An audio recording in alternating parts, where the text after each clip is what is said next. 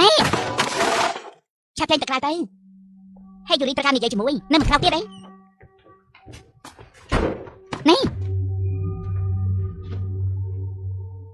ចង្រៃយើដឹងទេហេតុអីទៅខ្ញុំផ្ទះនាងឆាប់ឆ្លើយភ្លាមទៅហើយរាយីកំពុងតែសួរនាងនៅមិនដឹងទៀតមែនទេនាងទៅតាក់តងសង្សារគេនាងដឹងខ្លួនដែរទេខ្ញុំមិនបានធ្វើបែបនេះទេខ្ញុំគ្រាន់តែយកឈុតកីឡាទៅសំគេវិញពីដំបូងនាងទៅខ្ចីឈុតកីឡាគេធ្វើអីគិតថាខ្លួនឯងជាអ្នកណាហេតុអីក៏មិនពាក់ឈុតកីឡាខ្លួនឯងទៅពួកនាងយកឈុតខ្ញុំទៅក្នុងធុងសម្រាមកុំព្រួយអី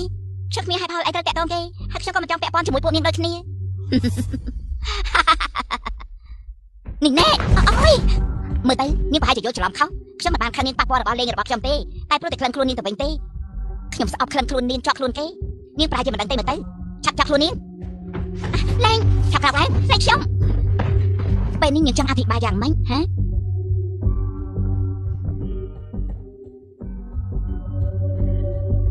វាដូចជាក្លិនថោក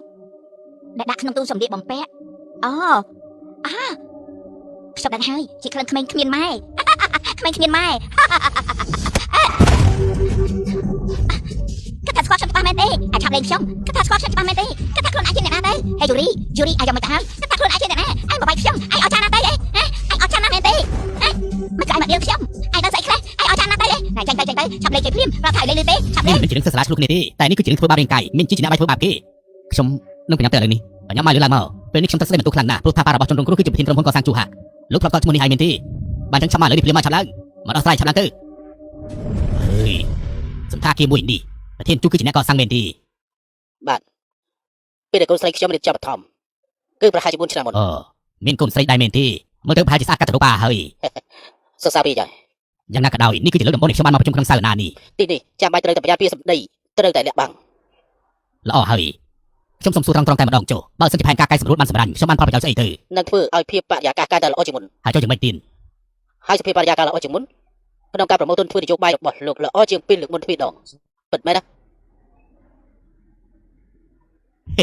ល្អណាស់ពួកយើងមករួមដៃជាមួយគ្នាប្រហែលជាមានអីក្នុងទឹកមិនខានឡើយទើបខ្ញុំមានអារម្មណ៍ថាស្រស់ស្រាយពេញមួយថ្ងៃអូយពិតមែនណាខ្ញុំសូមលាសិនហើយសូមជួយតើសប្បាយចុះប៉ុន្តែប្រធានជួមិនបានជាខ្លួនលោកអូយមិនគួរឲ្យមើលតទៅសោះហើយការនៅពីកំឡោះខ្ញុំសាក់រូបតាមពើចិត្តប៉ុន្តែចាប់ផ្ដើមធ្វើចំនួនធ្វើឲ្យខ្ញុំមានការសោកស្ដាយនៅពេលក្រោយទើបខ្ញុំយកឧបករណ៍មកបាញ់កំទេចចោលទៅឧបករណ៍បាញ់ភ្លើងឯងហេតុអីក៏មិនទៅមន្ទីរពេទ្យប្រហែលមកពីពាក្យសម្បត្តិរបស់ខ្ញុំនិយាយមិនអាចប្រើជីវិតដូចដើមទេអូយប៉ុន្តែមើលទៅបែបប្រហែលជាឈឺខ្លាំងណាស់ហើយមែនទេឈឺបន្តិចបន្តួចបើសិនជាប្រៀបធៀបជាមួយនឹងរឿងដែលធ្វើឲ្យដើរទៅឆ្ងាយបានអ្នកដែលឈឺចាប់ជាងគឺប្រហែលជាមនុស្សដែលមិនចេះរក្សាសន្យាជាមួយនឹងខ្ញុំហើយត្រូវបាត់ខ្លួន